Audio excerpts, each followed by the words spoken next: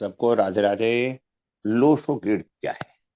लोशोगिड एक चाइनीज पत्ती है। जी। इसका समन्वय चाइना में हुआ। चाइना के अंदर हवाएं साउथ से चलती हैं और हम हमारे हिंदुस्तान में हवाएं पूरब से चलती हैं।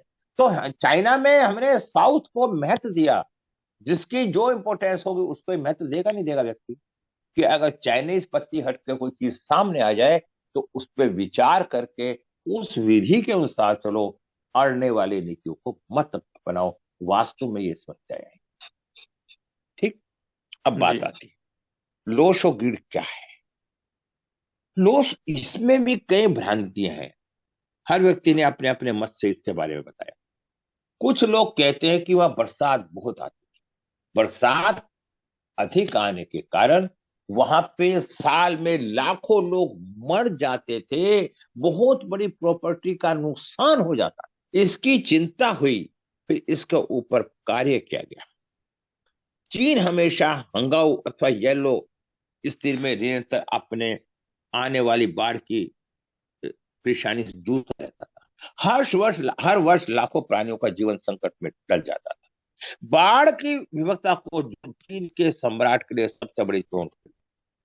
काफी कोशिश के बाद ये संकट का समाधान ढूंढने में सक्षम नहीं हो पा रहे थे। बात पर काबू पाना तथा प्रतिवर्ष लाख जनों को जान बचाने की उनकी कोशिश नाकामयाब हो गई। ऐसा माना जाता है कि चीन में 5 पुराने संगठनों में से एक जिसका नाम हाशिया का बू था। वे इस संकट का स्थायी समाधान ढूंढने के लिए कार्य कर रहा था। करीब 5,000 वर्ष पूर्व जब वह इस समाधान ढूंढने के लिए इस पर कार्य कर रहा था तो उसने क्या देखा। नदी से एक कछुआ निकला और कछुआ निकल के कोट उन, उन एक हमारे वहां संत थे जिन्हें हम लोशो के नाम से जानते। वो इस पे विशेष कार्य कर रहे थे। जो वो विशेष कार्य कर रहे थे, जो वो संतों ने तपस्या की। जब तपस्या करी अच्छा है, जब तपस्या करी तो उन संतों ने, वो संत थे तो हिंदुस्तान के, और आप जानते हैं हिंदुस्तान में करने वाला का स्थान नहीं मिला। वो चाइना चले गए। उन्होंने इस पर कार्य किया। इसलिए जब से लोग पड़ा। कुछ लोग तो कहते हैं कछुआ उनकी कुटिया की तरफ जा रहा है और कुछ लोग कहते हैं कोई कंकाल कछुए का उनको मिला। जब कछुए को उन्होंने उठाया, कछुए को उठा के उन्होंने गोद में लिया और अपने जो तौलिए से उन्होंने कछुए का सिर साफ किया। मुंह पे गंदगी थी तो उस पे आपको पता है क्या लिखा मिला? कुछ अंक चिन्हित थे। उन उन संतों ने उन अंकों को अपने किसी भी कागज पे या किसी भी जगह पे लिख दिया। फिर उन्होंने उसका उसका पेट साफ किया। वहां भी कुछ अंक। फिर उन्होंने उस कछुए के पैर साफ किए तो वहां पे भी कुछ। उन तीनों अंकों को लिखने के बाद, उन्होंने शोध करने के बाद उन अंकों का विश्लेषण किया। तो जब पहले सिर पर जो अंक लिखे थे वो उन अंकों का भाव था 492। और जो पेट पे अंक लिखे हुए थे उसका भाव था 357। और जो पैरों पे थे वो था 816। कछुए का ढांचा पानी में बहता हुआ जा रहा था। मत है ये उस। तो उन संतों ने उस कछुए के ढांचे को उठाया। जब कछुए के ढांचे को उठाया तो उन्हें कछुए के ढांच उनकी पीठ के ऊपर, कछुए की पीठ के ऊपर 492, 357, 816 ये ग्रिड है। 3 बाई 3 का ग्रिड था ना, 9 उसका था। तब संत ने इसका चिंतन करके शोध करके 9 ग्रहों की उपाधि दी। 9 अंकों के ग्रिड को मान्यता देके 9 ग्रिड पे काम करना शुरू करा। जब उन्होंने देखा, अब हमने क्या करा, 492 ये कहां पे था? सिर पे। तो इसको हमने नाम दिया मानसिक तीर। मानसिक तीर मतलब तीर। मानसिक शक्ति। जो 357 था उसे बोला हमने भावनात्मक। 8 1 जो 6 था उसे बोला प्रैक्टिकल। जब तीनों को हमने आगे रिपीट किया, फिर हमने 3 5 7 देखा, 3 5 7, 5 और 3 8 और 7, 15 टोटल आए।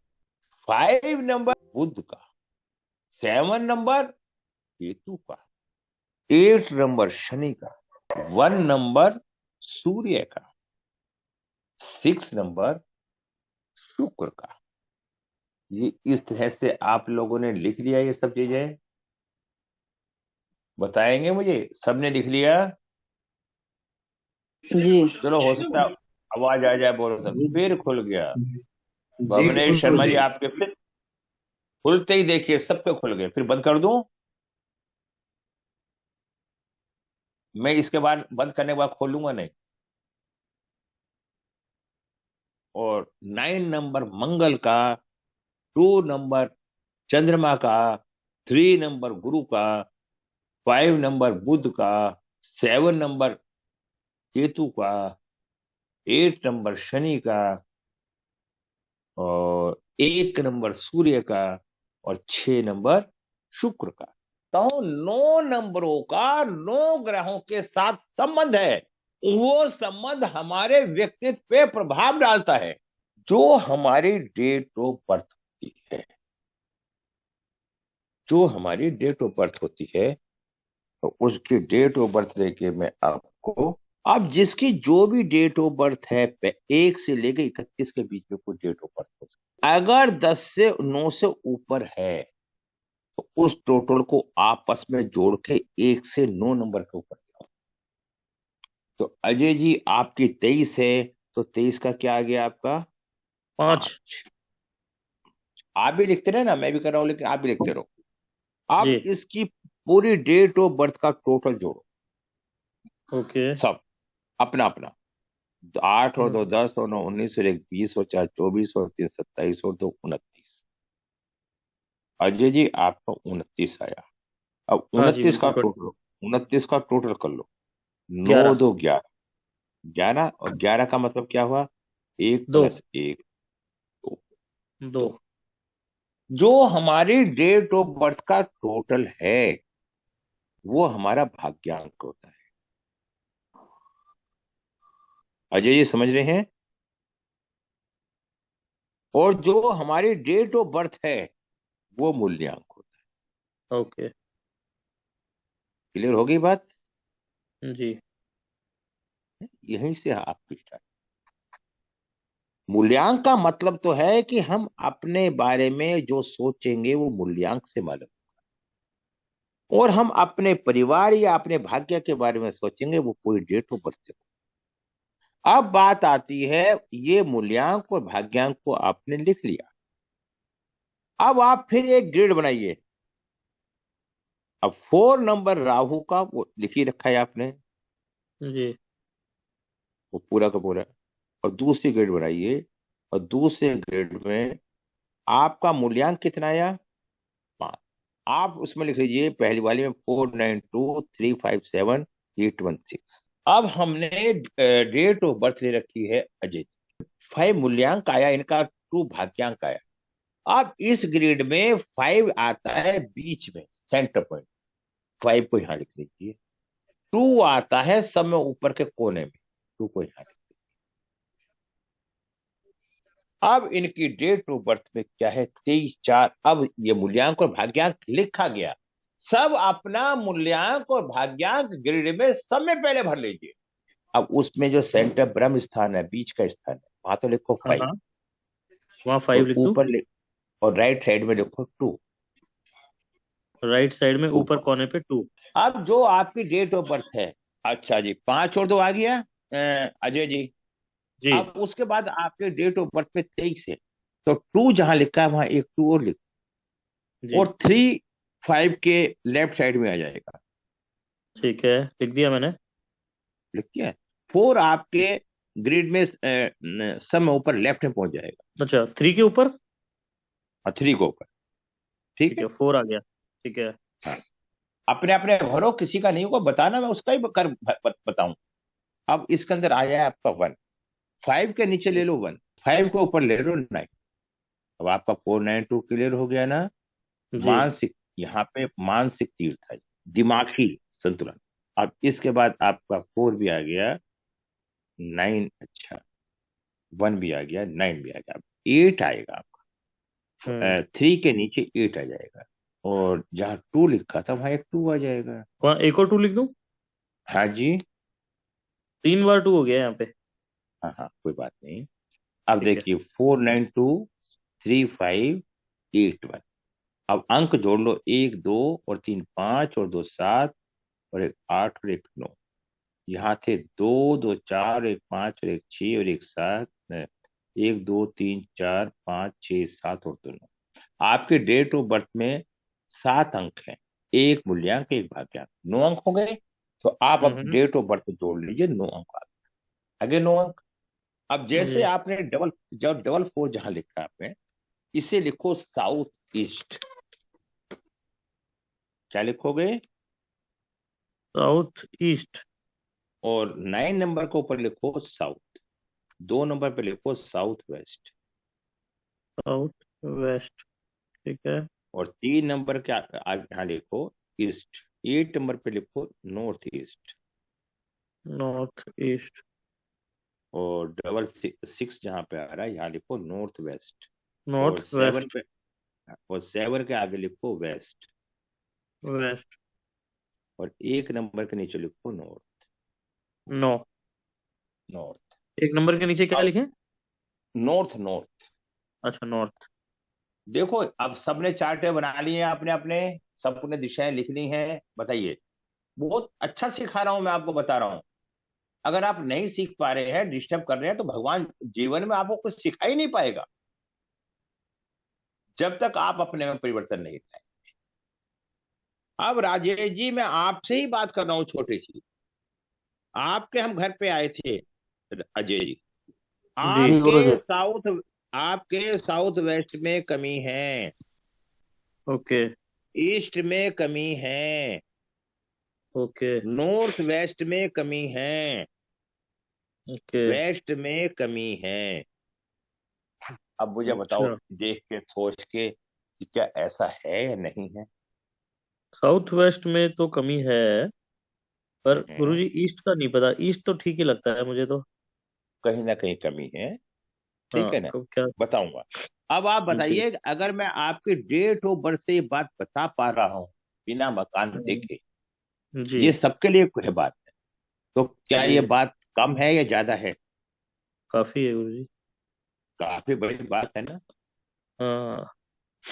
जो नंबर हमारा मिस है, उसकी डायरेक्शन में हमारे घर में वास्तु दोष पाया जाएगा। ओके। समझ गए भी? आप अपने बच्चों की कुंडलियों को देखना, चेक करना, उनके जीवन में जब भी वो मकान लेंगे, कहीं पे भी लेंगे, 1 मकान लें, 10 मकान लें, वो कमियां अमूमन पाई जाए। 2 नंबर की, 4 नंबर की डायरेक्शन बताता हूँ। 2 नंबर साउथ वेस्ट, और 4 नंबर साउथ ईस्ट। अब बात आती है, अब आपको ने कहा था 4 3 8, 4 नंबर राहु का, 3 नंबर गुरु का, और 8 नंबर शनि का। ये अगर तीनों अंक हमारे पास होते हैं, ऐसा व्यक्ति बहुत ही जुगाड़ी होता है, अपना काम निकालना जानता है, उसका नेचर होता है। आप अपने अपने ग्रेड बना के अपने अपने नेचर का कंपेरिजन करने का प्रयास करें। क्या समझे मेरी बात को? हाँ, तो आप बताइए, आपके डेट ऑफ बर्थ में लिखा है, आपको कितना इजी से आप इसको गेन कर पा रहे हैं? जी। अच्छा लग रहा है ना? बिल्कुल।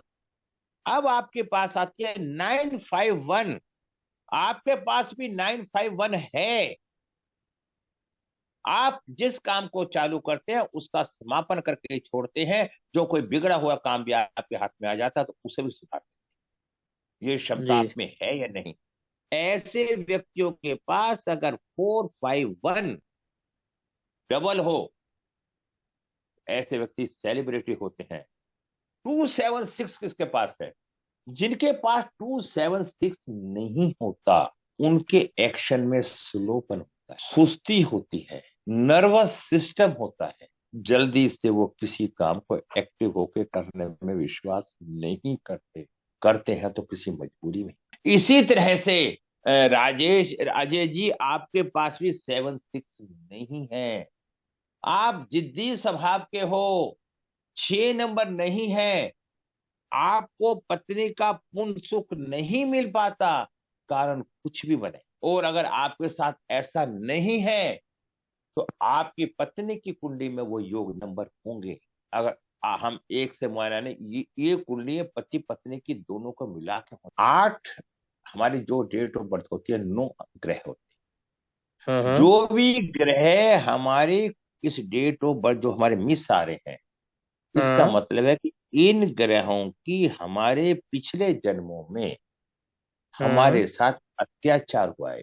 तो हाँ। इस हाँ। जन्म में इन ग्रहों को सुधारने के लिए हमें जन्म मिला है। ओके। अब वो जी। जो चीज आपके पास नहीं है। तो केतु और शुक्र नहीं है। जी जी जी। अब केतु का मतलब कि शुक्र का मतलब तो फीमेल्स हो गई है ना? नहीं या क्या नहीं, शुक्र किस तरीके नहीं। से इसको देखेंगे?